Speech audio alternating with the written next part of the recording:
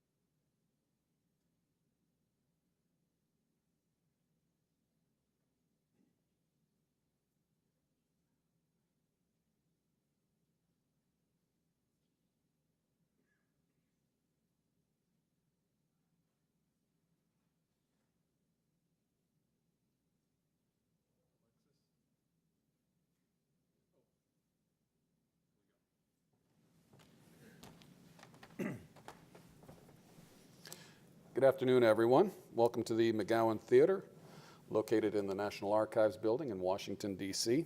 I'm Doug Swanson, Visitor Services Manager and Public Programs Producer for the Noontime Lecture Series. Before we begin today's program, I'd just like to remind you of a couple other events that are going to be taking place in this theater in the near future.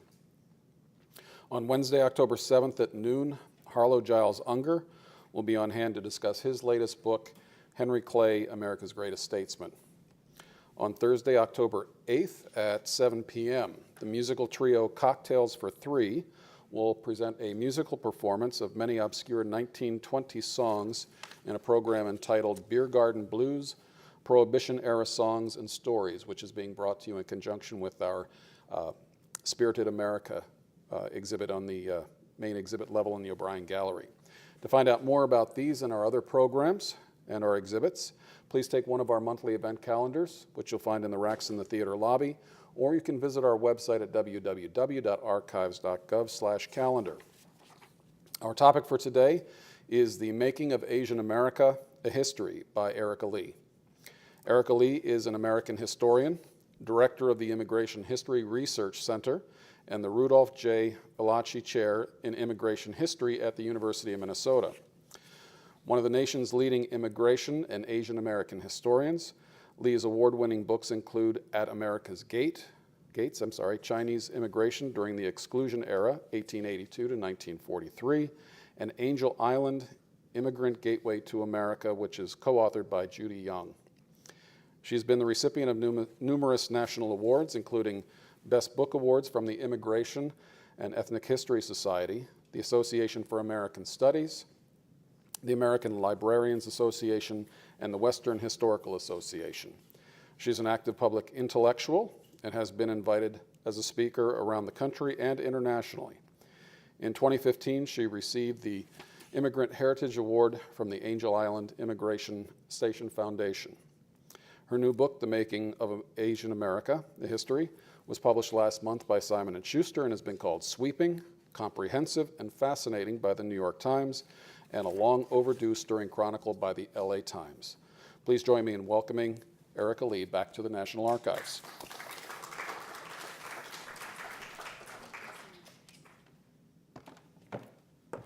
Hi everyone, thank you so much for coming out on a rainy Washington, D.C. day. I'm from Minnesota, so this rain really doesn't faze us at all, but I know that here it can be a little bit different. I'm so happy to be back here at the National Archives. Every one of my books and research projects has always started at the National Archives in San Bruno, Seattle, LA, here in Washington, D.C., and also in College Park, Maryland. It's the richest depository of our history, and especially for Asian Americans. So I'm really pleased to share with you a little bit of this story.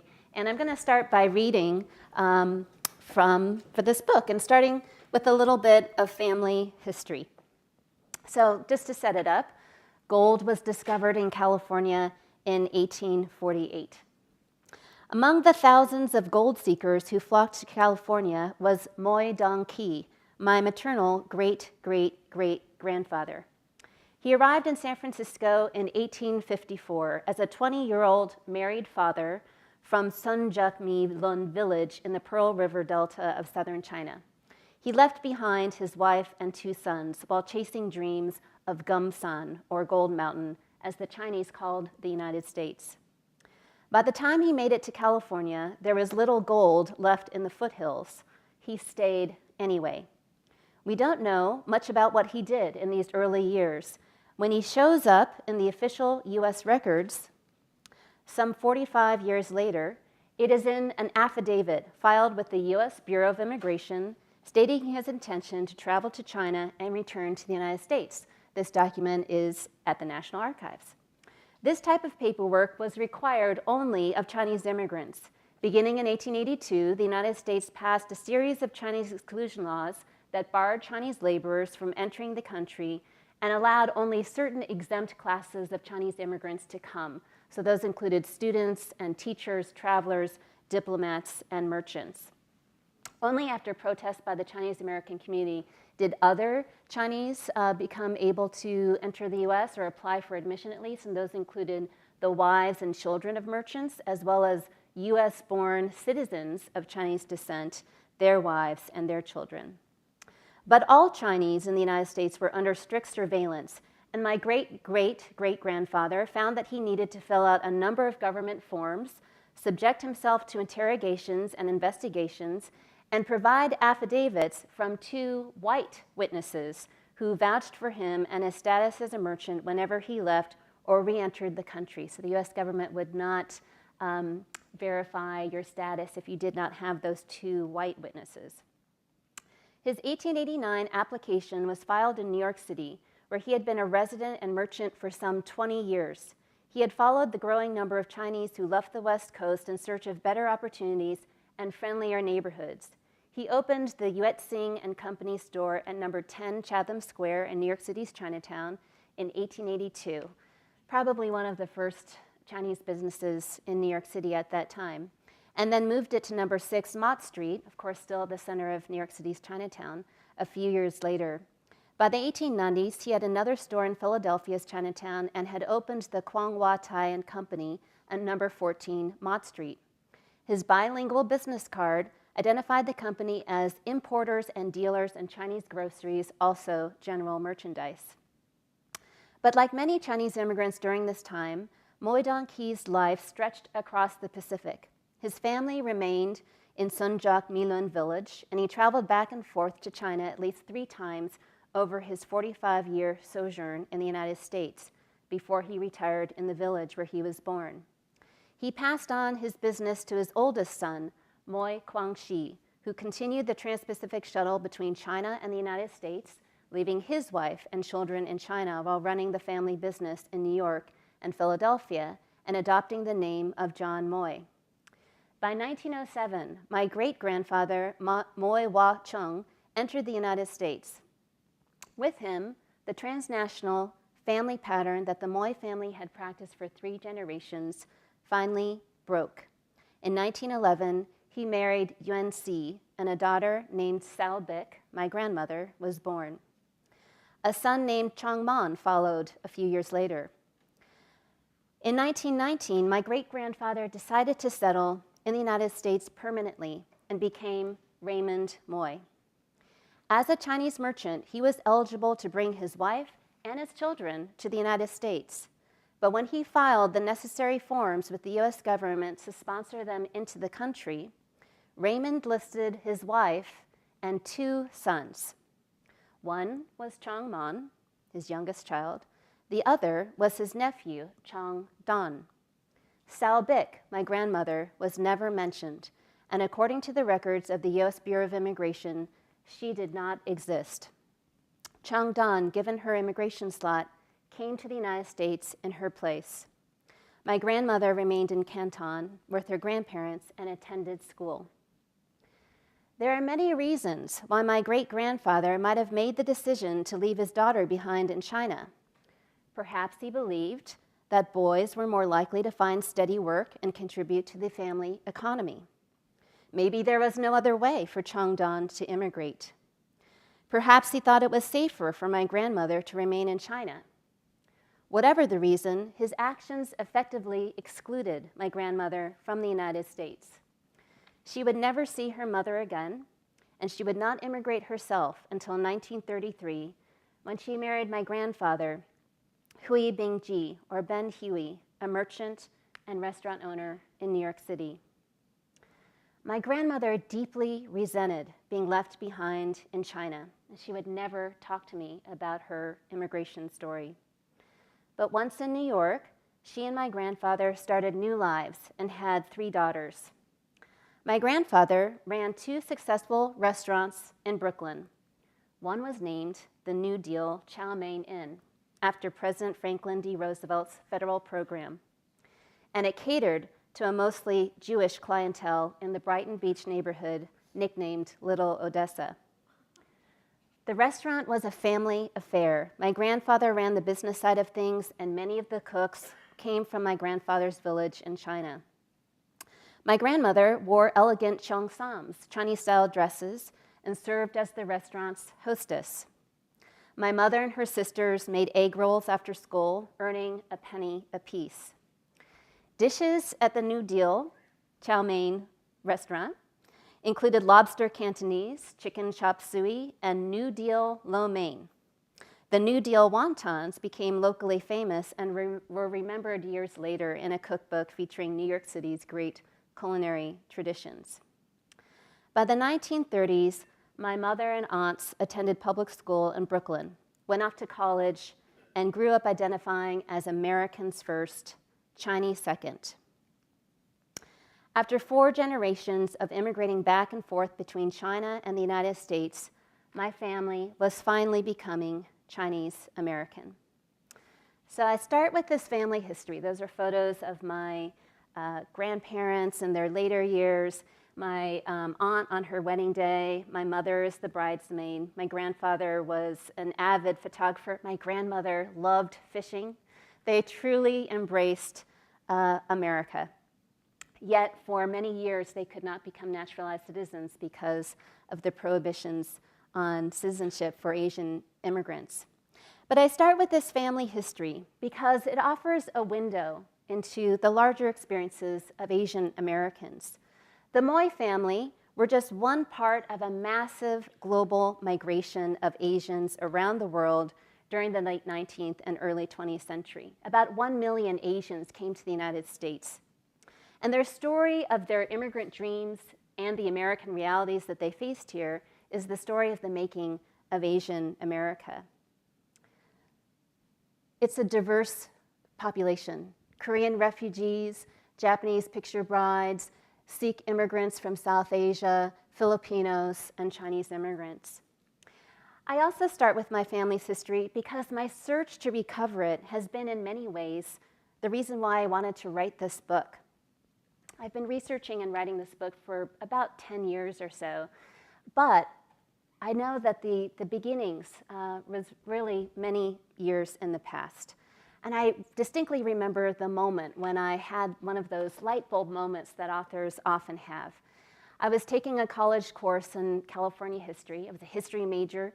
And we were going through the steady events of the California Gold Rush, the genocide of Native Americans, the migration of so many different peoples that came into California.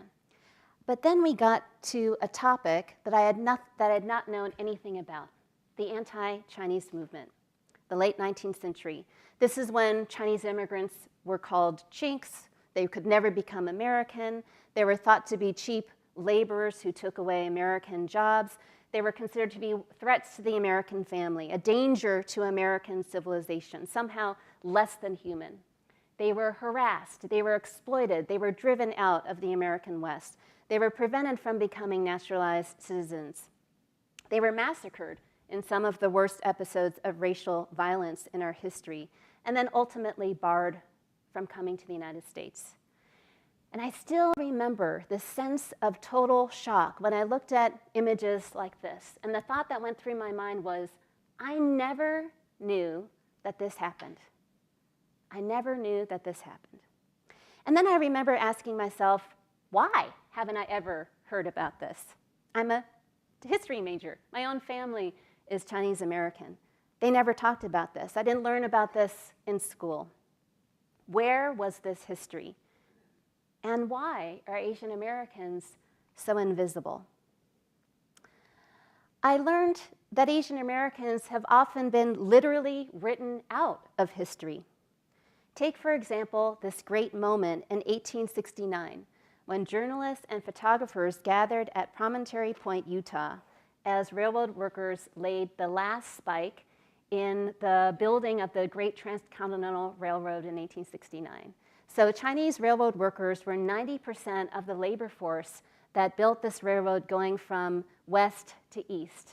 But when it came time to commemorate this moment in history, and journalists and photographers were gathering all of the important people to record this moment for posterity, the Chinese immigrant laborers were literally pushed out of the photograph. So they've been literally written out of history. And although I didn't know it then, this search for the missing picture, right? Who's not in the picture, the hidden Asian American histories, really put me on the path to do what I do today, to become a writer, a historian, and a teacher. A lot has changed since that moment. There are now many historical societies, organizations, social media campaigns where you can digitally pin important sites and events in Asian American history, digital archives, online encyclopedias. So much work has been done. There's award-winning books, award-winning documentaries, films that have made the point that Asian Americans matter in American history, and that you can't teach American history without Asian Americans. Some other activism has taken place on a smaller scale. Famed photographer Erika Lee, who's based in New York City, decided that he was sick and tired of having Asian Americans written out of history. And so in 2014, he gathered the descendants of Chinese railroad workers, as many as he could find, to make that trek back to Promontory Point, Utah, and to take the picture that he thought should have been taken in 1869. So there's a lot that has changed. However, there's a lot that still hasn't changed. Despite this progress, most Americans still know very little about Asian Americans or their long history in the United States, why they've come, and how they've been absolutely central to some of the most dramatic transformations economically, politically, socially in our society. What they do know about Asian Americans might be based on this particular image of the model minority, the idea that Asian Americans have somehow made it in the United States, that they're on the rise, that they're economically successful, academically successful, that they need no help from social services, and that they are the model for other minorities.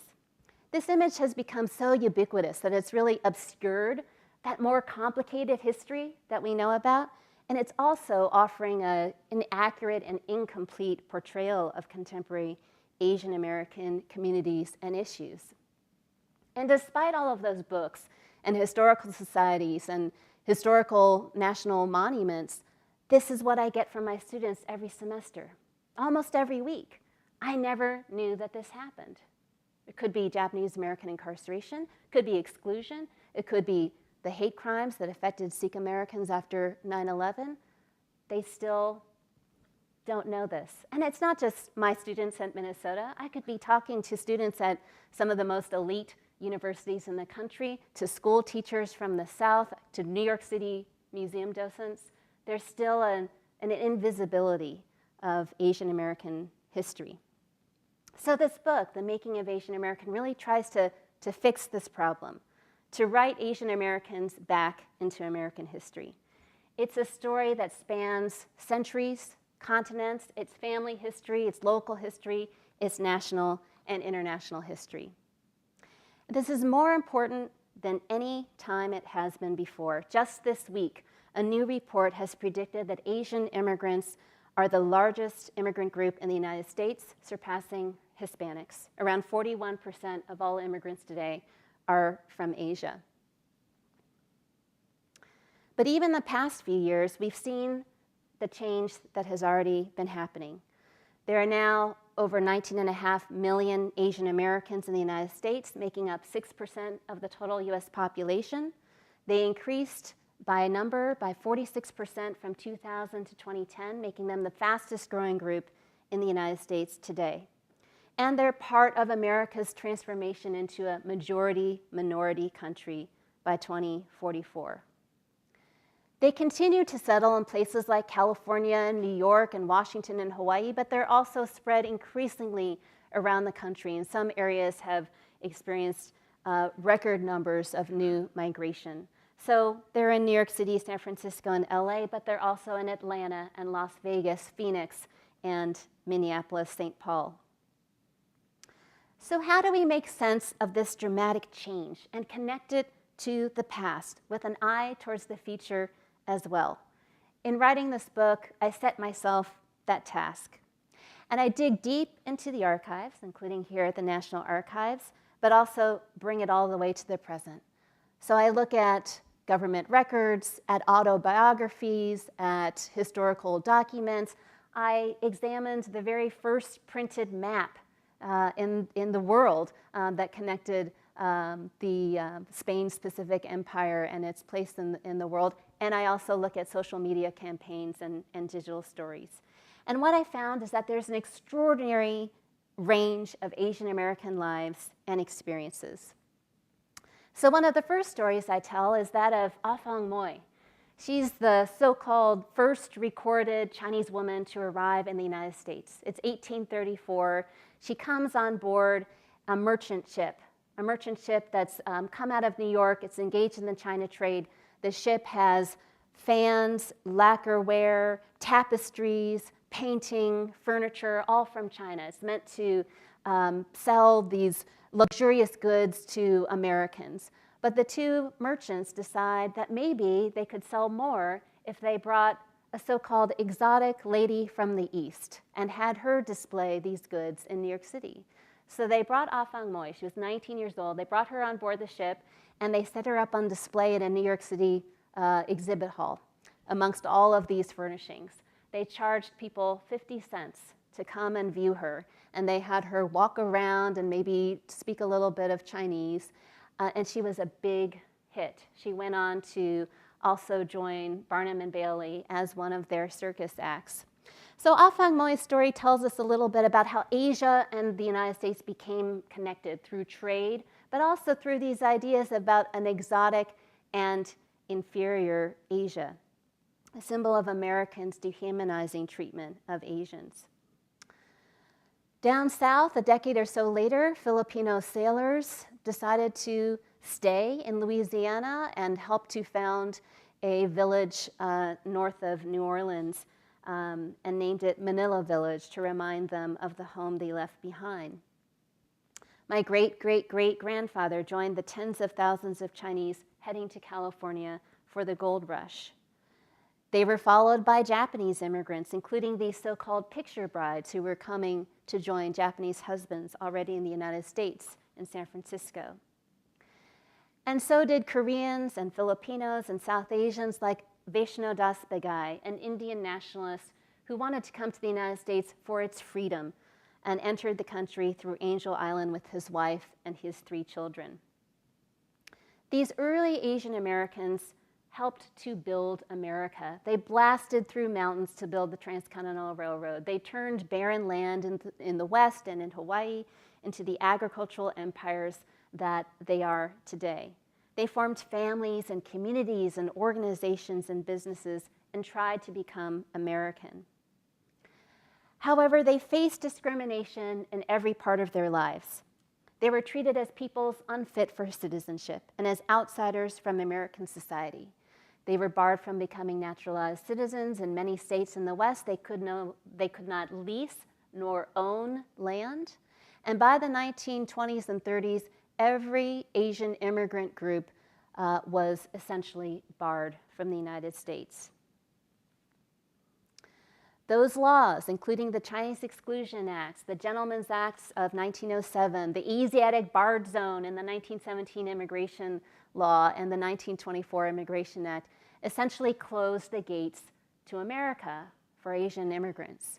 And on Angel Island, the gateway to America across the Pacific, that meant long interrogations, humiliating medical exams, detentions. This is our history of immigrant detention. It begins in Angel Island.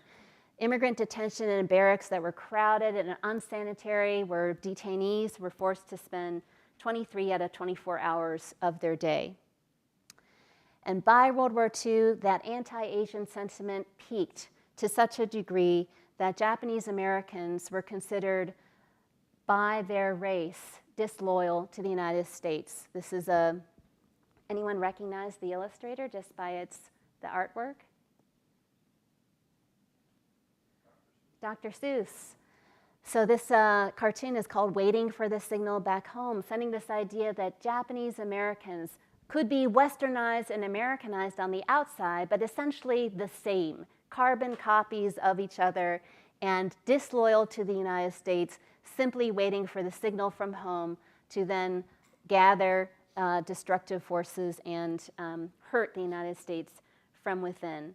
So these types of attitudes and public attitudes were widespread. It led to the signing of Executive Order 9066 by President Roosevelt and the forced removal, relocation, and incarceration of 120,000 Japanese Americans, 2/3 of them US citizens, in camps for the duration of the war.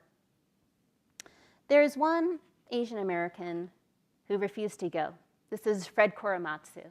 He grew up in San Leandro. His family owned a florist business. And he decided that when his family went to the Assembly Center, he would remain behind. As he later explained, I didn't feel guilty because I didn't do anything wrong. Every day in school, we said the pledge of the flag with liberty and justice for all, and I believed all that. I was an American citizen, and I had as many rights as anyone else. A federal district court in California convicted Korematsu of defying the military orders, and in September of 1942, he was forced to move to the camp in Topaz, Utah. From within the camp, he appealed his decision, and the case went all the way to the Supreme Court. The court, however, ruled that removal and incarceration of Japanese Americans during times of war, during times of, quote, military necessity, was constitutional, and it still stands as legal precedence today. So what this means is that any group who is considered disloyal or a national security threat, including American citizens, could face the same threat. President Bill Clinton later bestowed the Presidential Medal of Freedom to Fred Korematsu, the highest honor given to any civilian. It's a symbol of his bravery and his courage to challenge the U.S. to live up to its ideals and values. But to his dying day, Korematsu insisted on the danger of that legal precedent and what it could still do. So we enter a really interesting time in World War II. On the one hand, we've got this peak of anti-Asian sentiment that's leading to the incarceration of Japanese Americans. But on the other hand, things are changing for other Asian Americans. And this has everything to do with our U.S. international relations. For better or for worse, Asian Americans, regardless of how many generations they are in the United States, are continually tied to China. And our fates, are continually tied to who's our friend and who's our enemy, or perhaps who's our frenemy. So during World War II, we become allies with China. And we face this awkward public relations campaign because all these decades of anti-Asian sentiment and media that talks about Chinese being foreigners and not fit to be citizens. Now all of a sudden, we're allies with China. But we're not letting any Chinese people in. So it's awkward for us and US-China relations. So one of the things that happens is a public relations campaign that tries to educate Americans about who exactly are our friends, who are our allies. So this is one example of that. This man is your friend, he's Chinese, and he fights for freedom. Another explicit attempt was an article by Time magazine, Life also followed. This is in the weeks following Pearl Harbor, explicitly trying to offer some friendly tips, how to tell your friends from the Japs. December 22nd, 1941. Japanese, except for wrestlers, are seldom fat. They often dry up and grow lean as they age. The Chinese put on weight, particularly if they're prosperous. Chinese, not as hairy as Japanese, seldom grow an impressive mustache. These are some very useful racial rules to follow. Most Chinese avoid horn-rimmed spectacles. So these are some of the changes that we see. China becomes our friend. Madame Chiang Kai-shek, wife of Generalissimo Chiang Kai-shek from Nationalist China, visits the United States, meets with Eleanor Roosevelt. President Roosevelt signs the repeal of the Exclusion Act, probably another reason why my grandfather liked FDR so much. The Exclusion Act repeals the repeal of the Exclusion Act ends exclusion and places China on the same footing as the other countries that are now under national origins quotas. However, this doesn't mean that the gates are open. The quota for China from 1943 to 1965 is 105 persons per year. But it's a symbolic gesture of friendship. So things are changing for Chinese immigrants. Things are also changing for South Asian Americans. The first elected Asian American congressman is Dalip Singh Sand from California. Previously had been barred from naturalized citizenship and then became a congressman. As we go and expand our presence in Asia, in Japan under occupation, in Korea during the Korean War, new Asian American journeys begin. Like war brides from Japan, Chioko Toguchi Swartz married an American soldier and left her home in Okinawa in 1966. That same year, Kang Ok Jim was adopted from Korea and brought to Palo Alto, where she grew up as Deanne Borche. But it was the passage of the 1965 Immigration Act, passed 50 years tomorrow. This is a historic time. Past 50 years tomorrow. That has ushered in new Asian immigrants and has transformed the face of America. So this photograph is great because it shows LBJ on Liberty Island, so on the steps of the shadow of the Statue of Liberty. He brought all of these congressmen and senators, including Vice President Hubert Humphrey, Lady Bird Johnson, the two Kennedy brothers, Senator Daniel Inouye from Hawaii, and he's making this historic statement that we're changing our immigration system. No longer will it be based on race and national origin, as it had been since the 1920s. Instead, the new system will be based on family reunification and professional skill. This is the law that has opened up the United States to new immigration, particularly from Asia. And we can see it in the numbers. We are now more of an immigrant nation than we have ever been before. About 45 million immigrants in the United States now. We're reaching a historic high in terms of proportion of immigrants being part of the total U.S. population, but we're not there yet. The record is still in the 1890s, and with European immigration mostly from Southern and Eastern Europe. And the Asian American population has shifted, or the immigrant population has shifted from Europe to Latin America and more increasingly to Asia. In addition, the new immigration has completely diversified the Asian American population. In 1960, the total population for Asian Americans was just under 1%. Since then, it's now 6%. It's not just Japanese and Chinese, but now more South Asian, Koreans, Filipinos, Vietnamese, Lao, Cambodian, increasingly becoming diverse. The pathway to come into the United States that allows for professional and skilled workers has been especially useful for Asians who have gotten higher degrees of education, but are still facing some ceilings in terms of what that education can do at home. And they can come to the United States increasingly as guest workers. 40% are from Asia, all other countries, 56% are from India. So this is one of the transformations of the 1960s. Another transformation was Asian Americans' participation in the civil rights movement, working for civil rights to end segregation, for voting rights, community movements for health care, labor rights, women's rights, ethnic studies. This transformation within the Asian American community made it possible for someone like me to study Asian American history, to find commonalities across groups, both within Asian America and with other groups.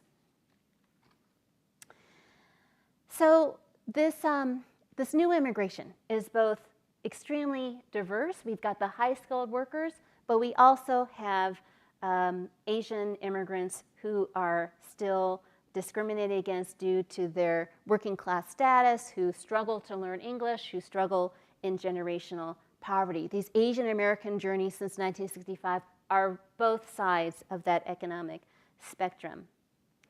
We also know that the migrations of Southeast Asians who came after the end of the war in Southeast Asia have faced incredible hardship due to persecution at home, time in the refugee camps, time in re-education camps, fleeing persecution, poverty, physical trauma. Their stories are quite different from some of the other immigrant groups that have come more recently. And one lesson that we can take from this part of the history as we're considering how the United States might respond to the refugee crisis in Europe is to remember that in a very short period, from April to December of 1975, we evacuated and brought 130,000 South Vietnamese to the United States and resettled them fairly successfully without having very many programs or policies in place. And since then, 1.2 million refugees from Southeast Asia have also followed. At the Immigration History Research Center, which I direct, we're working hard to create digital stories that record the experiences of the most recent immigrants and refugees. And one of them is Manishan Chong, who is a Hmong refugee from Laos, who told us her story. She lives in Minneapolis now, but she told us her story about how her family was persecuted in Laos after fighting for the Americans, helping to save downed American pilots, and then after the war, when communists took over, they had to flee for their lives. So they went across to Thailand, to the refugee camps where she lived with her family for almost 20 years before being able to have the chance to come to the United States. And one of the things that she shared with us is how she's seeing how many of her generation are passing. And she feels it's so important to share this story. If I don't share this now, it will die with me and no one will know, she told us. We also know that Asian American communities face other challenges. After 9/11 and the rise in anti-Muslim sentiment, we saw an incredible increase in hate crimes, 1,600%, focusing on South Asian Americans in particular, Muslim or not, and this is something that we need to pay attention to. We also know that the undocumented immigrant population, the fastest growing group of that population are Asian immigrants. They're about 11% of the undocumented immigrant population. And so these discussions and debates about undocumented immigration is not just a Latino thing, it's increasingly an Asian issue as well. We know that there's rising anxiety with US-China relations as China's economy continues to grow, as China asserts its power on the world stage, and that some of that anxiety with China has repercussions on Chinese Americans. This is the case of Wenho Lee, who in 1999, a Chinese American scientist, was falsely accused of spying for China and placed in solitary confinement for 200 days. So depending on what is happening inside and outside the United States, certain Asian American groups have been labeled as the good Asians, the model minorities, honorary whites even, while others have been labeled the bad Asians, perpetual foreigners, spies, maybe even terrorists. In other words, despite the message that Asian Americans have quote unquote made it, racial equality remains elusive for many. So on the 50th anniversary of the 1965 Immigration Act, it allows us to really take stock of the status of Asian Americans today, and it's complicated. On the one hand, it is clear how far Asian Americans have come. More than ever before, Asian Americans are in positions of power in many sectors of the economy and politics and the arts. We have a presidential candidate who's Asian American. And it is quite a journey for people who have once been barred from even entering the country and becoming citizens. On the other hand, problems of persistent inequality and invisibility remain, right? The statement from my students, I never knew that this happened, is still there. And civil rights, for many, has regressed or even stalled. So Asian Americans have experienced both the limits and the possibilities of America. Contemporary Asian America involves and includes families like mine, who are now 7 generations in the United States, as well as the most recent arrivals of folks like the Chinese international students that I see in my classroom, and the Vietnamese, the Karen and Bhutanese refugee children that I'll likely see in a few years. As diverse as they are, these are some of the photographs of some of my students. As diverse as they are, all of these communities are part of an Asian American community that, through its complexity, uniquely captures the story of America. It's a story of immigrant dreams, but it's also a story of American realities and global connections that have helped to make the United States what it is today. And as the fastest growing group in the country, Asian Americans are also helping to create the nation that will be in the future. Thank you so much.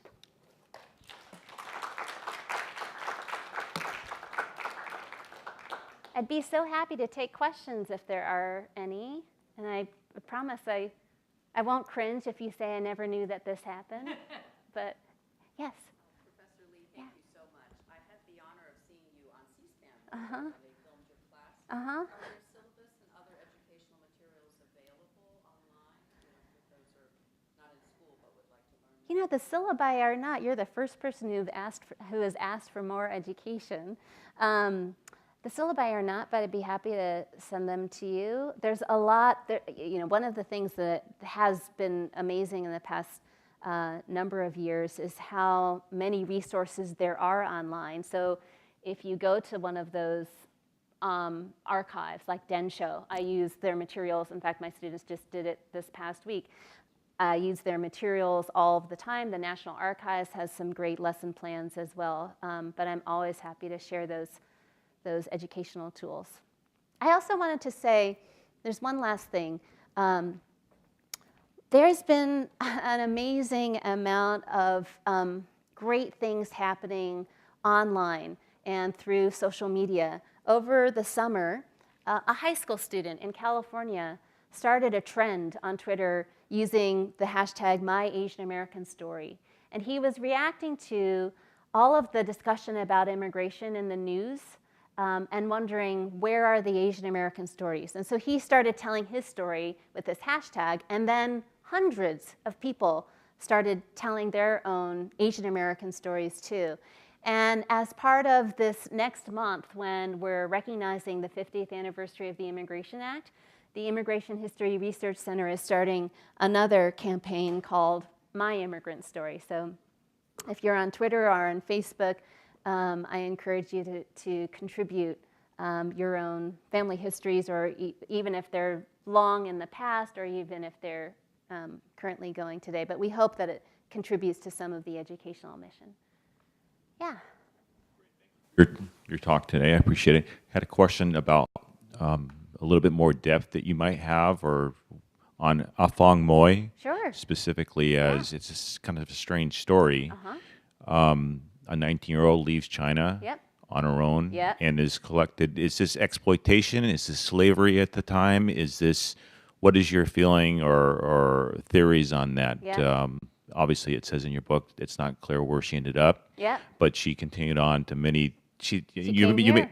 you made She it had a sound like tour she was and- kind of a celebrity. Yeah. However, it sounds like someone else was collecting on her behalf. Absolutely. So could you talk about that? Yes, Thank you. no, great question. I think it was exploitation all along. You're right. She's a 19-year-old, and when you look at the newspaper reports, the two merchants, they were brothers, last name of Karn, in New York, and they explained to the newspaper reporters that they had an agreement with her father, and her father was very happy to let them take her on this tour and then return her to China. So it made it sound like she was going on a study abroad tour with these, nice chaperones. It's hard to know. It's hard to know if that was really the case. I suspect that it wasn't. 1830s, there are a lot of Americans in China right then, but it's also a time of great civil unrest, and it would be the beginning of a trade in Chinese women for prostitution that certainly would grow by the 1860s and 70s. But it's likely that she was not returned to her father. She is very popular. She's part of a growing interest in all things Asian. So the other very popular circus act was Chang and Eng, the original Siamese twins, who were also touring around the United States with Barnum. Philip T. Barnum as part of his show, especially in the South and especially up and down the Northeast. And Afong was brought to many cities around the Northeast and allegedly came to Washington, D.C. and met with President Jackson. And then the news reports sort of trickle off. There is another competing exotic Chinese beauty that is making the rounds, and we lose track of her. So we don't know what happened.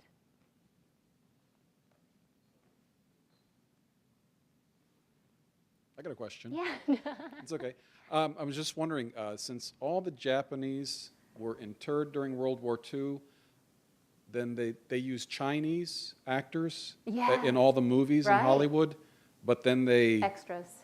they made them up to look like caricatures.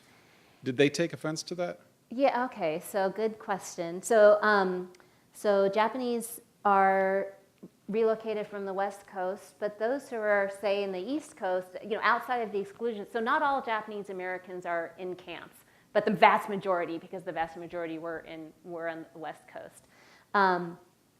So in all of these World War II films where there's a Japanese enemy, there are Chinese, there are Korean, and there are Filipino actors who are playing the parts of Japanese. There are also all of the leads, except for Anna May Wong, but all of the leads who are playing Asian characters are white or are Caucasian, and they are made through yellowface to look Asian. So oh, there was this great actor who just recently passed away. His last name was Lee, but he was Caucasian, very well known. He played Fu Manchu. Christopher Lee, right? He played in the Hobbit movies as well and Star Wars movies. He was one of the original Fu Manchus, and they would put, darken his skin with yellow makeup, and Myrna Loy was also played Asian parts, and they would use tape to make their eyes slanted. So Asian people were used as extras in the background, but the leads, except for Anna May Wong, were given to Caucasian actors and actresses. Great talk. I wonder if there is an Asian America. Yeah. Statistically, there Right. is, Right. but is that actually correct culturally? A couple of anecdotes. I used to live in Hawaii, and there is no Asian community in Hawaii. There are about 15 distinct Right. communities. Right. They don't intermarry, at least they didn't intermarry. It would be okay for a Chinese or a Japanese American or a Samoan American to marry a Caucasian in Hawaii, but not to marry each other. I wonder about in the US. I've spent 25 years living in Asia. I don't see any parallel between Japan and Vietnam and China, other than they're in Right. this big geography. That we So see in Asia. where is Asian America other than in in the statistics? Yeah, that's a great question. And one of the things that I ask in the very first pages of the book is, is there even one Asian America in history?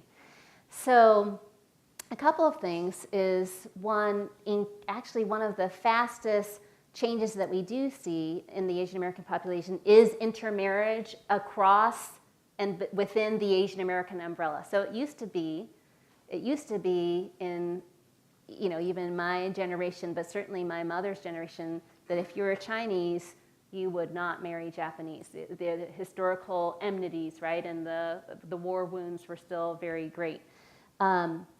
Where we see Asian America becoming embraced is really with the second generation and third and later generations of broadly conceived Asian Americans, whether they're Vietnamese or Hmong or Chinese American, long time in this country. Because since the 1960s, the Asian American identity and label has been seen as a powerful way of coalition building for advancing causes, either economic, civil rights, political. And so there are leading civil rights organizations that are Chinese American Citizens Alliance, Japanese American Citizens League, but they're also the Asian Americans Advancing for Justice. And so it's this umbrella. I mean, one could say the same thing about the Hispanic community, the Latino community, and increasingly the African American community, where Dominicans, African Americans, people from Sierra Leone, what unites them other than common experiences. And so with Asian Americans, when you ask somebody, how do you identify yourself, it really could change. It depends on the context. American, Chinese American, Asian American, but that this larger umbrella identity has use and people are embracing it, but you usually don't see it until later generations. Any other questions? Thank you very much. I hope that you learned something, but also keep your eyes on the news all this week, because this is really, a fascinating time to be thinking about how immigration is reshaping our country and the debates that continue to go on. So thank you again. And don't forget, there is a book signing one level up at the bookstore. We will see you up there in a few minutes.